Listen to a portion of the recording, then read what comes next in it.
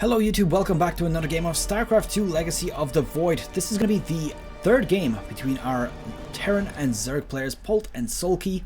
It's from the Intel Extreme Masters 2016, held at the very beginning of February. If you have missed it, of course, this is your chance to watch those games. This is the full tournament, and if you have missed the previous games, they are in the description, and there's also a few in the...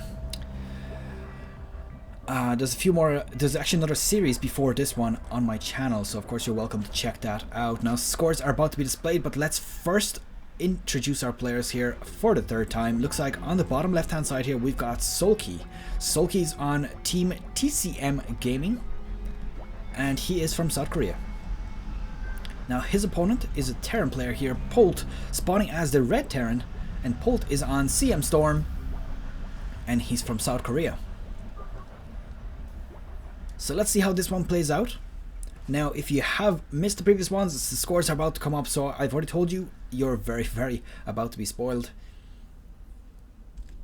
And there we go. So the score currently at 1 apiece, meaning we are even, and there is no clear advantage for either players.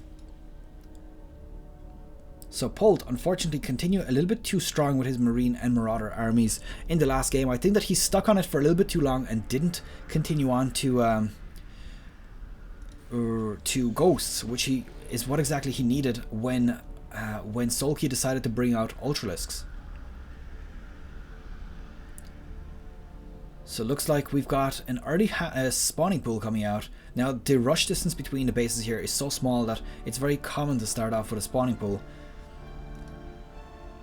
But there we go, looks like we've got a Reaper on the way. Just one barracks being put down on this occasion, no crazy amount of harassment. And the expansion coming down as well. Now there's two Zerglings, these are just scouting Zerglings, not probably expecting to do any huge amount of damage with them.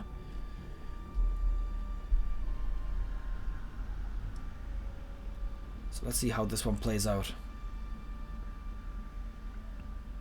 Now the Zergling's gone out the long way, that's very peculiar that he's not gone through here, but of course he probably doesn't want to get intercepted by a bunch of Marines, or even Reapers could get here. And there we go, one Reaper in the base. Now he only sees one at the moment, so obviously no reason to panic and think that there could be more.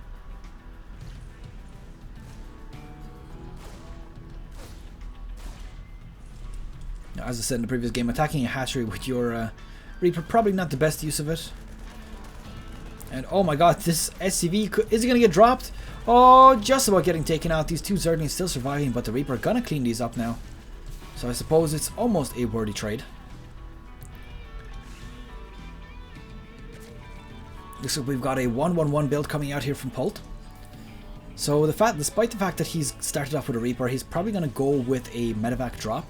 Now the rush distance here is so small, or even the drop distance is so small, that sending off a medevac full of Marines and of course one Widowmine is very effective.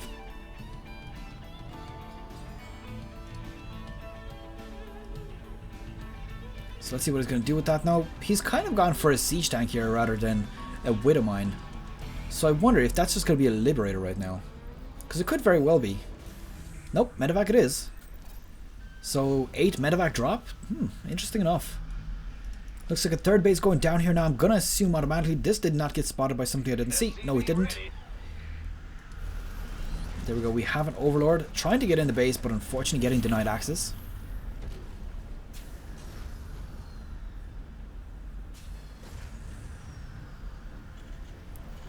Let's see, another barracks being put down. So potentially going to be switching out again into the bioplay. As you can see, there's 2 more barracks being put down. Now strangely enough, I've seen Protoss using air units very recently, but I haven't seen Terran units making a lot of them. I think in my channel so far, I've got about 200 videos, probably even more, of just StarCraft 2 Pro games from the previous few tournaments I casted. But I think only one game ever has actually been played with air superiority, and that was basically a bunch of Banshees and a few Vikings. Now I can't remember what game that was, but definitely interesting that the Terran just completely abandoned the airplay. And I think that Blizzard would definitely want to do something about this. I mean, they're trying to nerf a bit of units from from Protoss, which they have done already. This is the current patch where the depths are a bit weaker, so they no longer two-shot drones and SCVs. And I also believe the pylon upgrade is also here, or not upgrade, but nerf, meaning that it costs twice as much energy, but I think it does a bit more damage, so that's just one thing. And let's see, the Marines getting dropped here. He's going to want to lift those off before he loses too many. One poor Marine gets taken out before getting lifted off.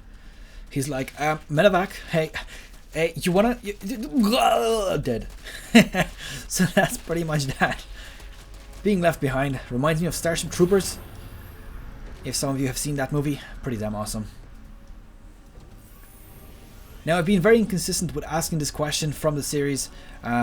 You know, in my channel I usually ask a question of the series and I stick to it for basically, you know, all of the best of 5 or best of 7, whichever it is. And I want to ask this one again. And the question is, what age group are you from? Are you from, and by age group I mean, I'm not going to ask you for an exact age because that probably is a little bit creepy. But let's just say between, you know, within 5. So are you between 20 and 25? Are you between 25 and 30? Between 30 and 35? Let me know in the comments below. Now I have some details, of course, on the YouTube statistics saying that most of my viewers, and by most I mean about 60%, are actually between 25 and 35. So definitely interesting to see who are the people that actually respond to comments, to questions, and all those kind of things. And the reason, by the way, somebody also pointed out that I'm probably just trying to get people to vote or to leave comments so that I get more views.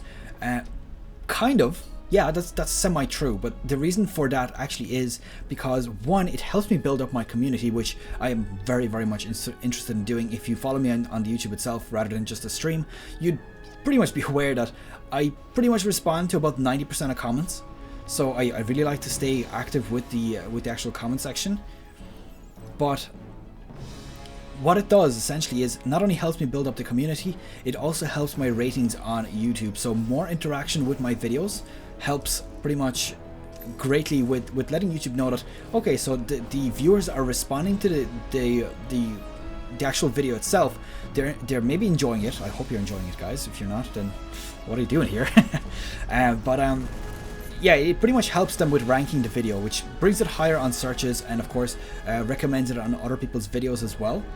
And that is pretty much it. So I'm obviously trying to grow my channel. It would be pretty awesome to have this a lot bigger. There are a few bigger YouTubers right now that have started very recently, quite a while back before me, but at the same time they do have a much bigger growth than myself. I'm only getting a few subscribers per day, which is a little bit unfortunate, but every bit of subscribers counts. So what have we got so far? Did I miss anything? I probably did. I did go on a bit of a rant about comments and such. Looks like we've got no harassment going down. It seems to be a very passive game so far. 8 barracks. There's a fort base just about to be established here for Soulkey as well. Does have tunneling claws about to complete also. So gonna potentially try to get a few roaches inside the bases.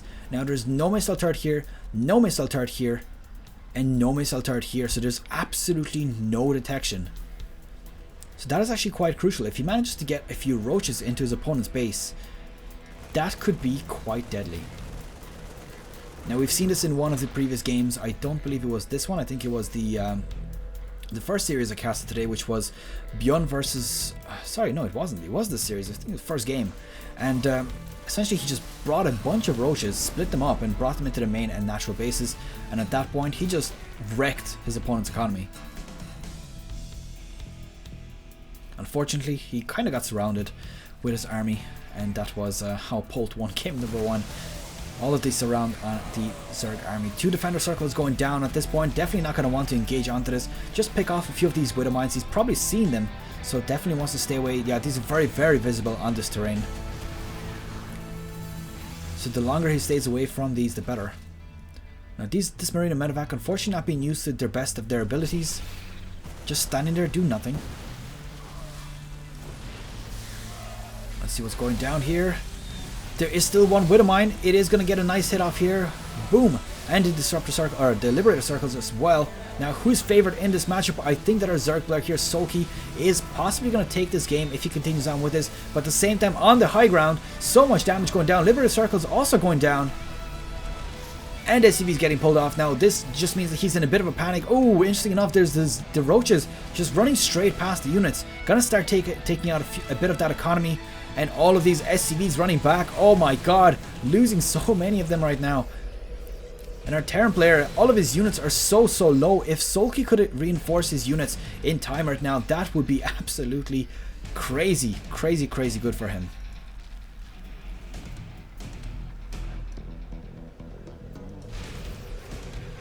Okay, so the army supply, Soulkey's getting himself a bunch of roaches, so that's actually quite good.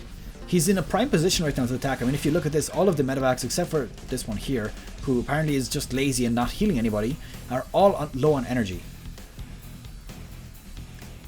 And missile turrets are being put down now, so he is going to get a bit of an advantage for when, or rather a warning for when the roaches are coming in.